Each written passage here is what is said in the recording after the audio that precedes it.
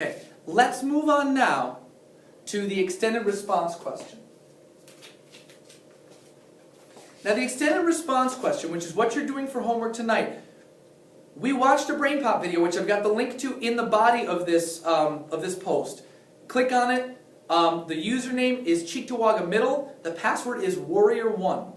It's all lowercase, okay? And there's no spaces anywhere.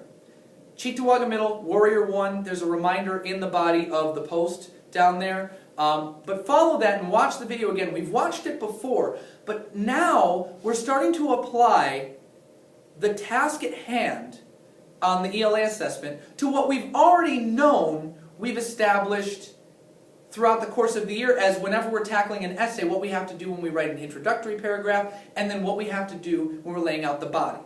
Well, if you take a look at your strategy sheet, my advice to you starts with understand what they're asking you, which is just like what it is in the short answer responses. You have to read the question, but not only do you have to read the question that's up above, you need to read all the bullet points because that's where the specifics of your essay come into play.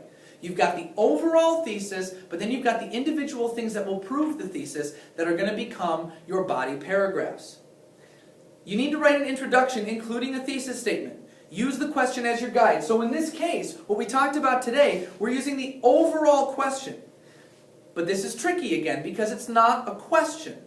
It's a statement that they're asking you to do. It's a command. It says, compare and contrast how the main character of The Quest of the Silver Fleece and the speaker of Home feel initially and how each one's feelings change over time.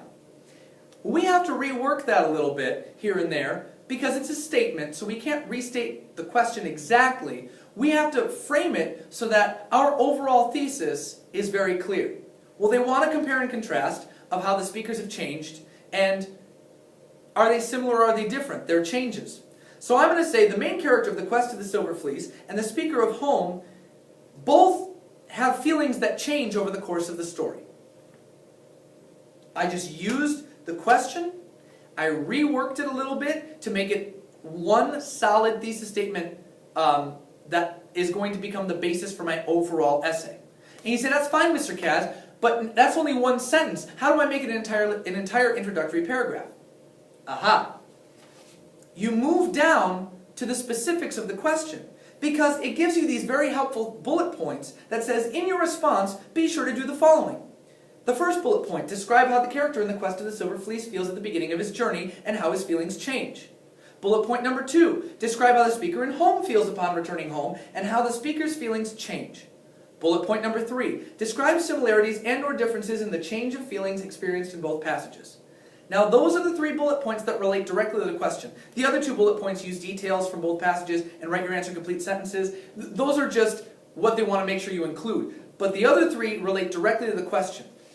So you've noticed that I said, allow the number of task-based bullet points to guide the number of supporting body paragraphs. You've got 3 bullets here, which means you've got 3 body paragraphs, and you now need to add an intro and a conclusion. That means it's a 5-paragraph essay now. Well, if you only had 2 bullet points that you had to answer, well, now it becomes a 4-paragraph essay. You got 2 body paragraphs based on those bullet points, an introduction and a conclusion. 4. Okay? So, but then you say, all right, but how do I introduce that? Remember how easy the short answer strategy is? Take a look at those bullet points. Don't they look like short answer questions? They sure do. Why don't you restate the question, give a basic answer, and use those as your topic sentences? And then just go about what you know already that you have to do for a short answer response and give 2 pieces of supporting detail for that topic sentence. You've got a body paragraph that contributes to your overall thesis. Well, aren't you just supposed to give a quick glimpse of what you're going to talk about in the introduction? Why not use that topic sentence that you're going to write for that bullet point as in the introductory paragraph, setting up what you're going to talk about?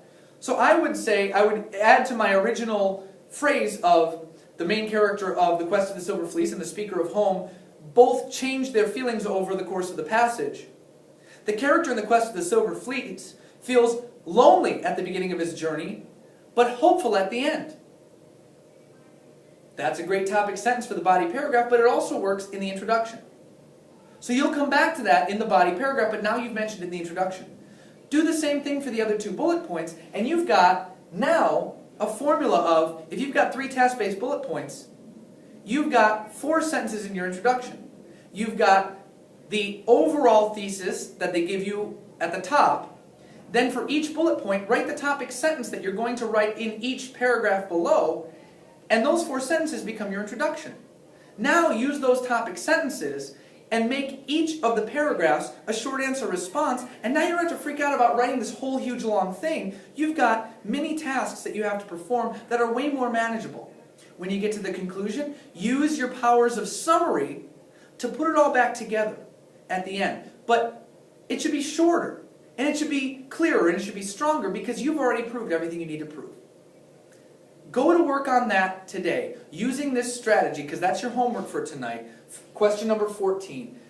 Write a quality extended response, and I think you're going to see just how easy it is when you realize that all of this stuff in communications bases are really just standard formulas. And as we get more advanced, then we can branch out. But the basics of communication are what we're after right now. Keep that in mind as you do your homework tonight. We're going to go over the response tomorrow. Good luck, guys. Thanks for stopping by. I'll see you tomorrow.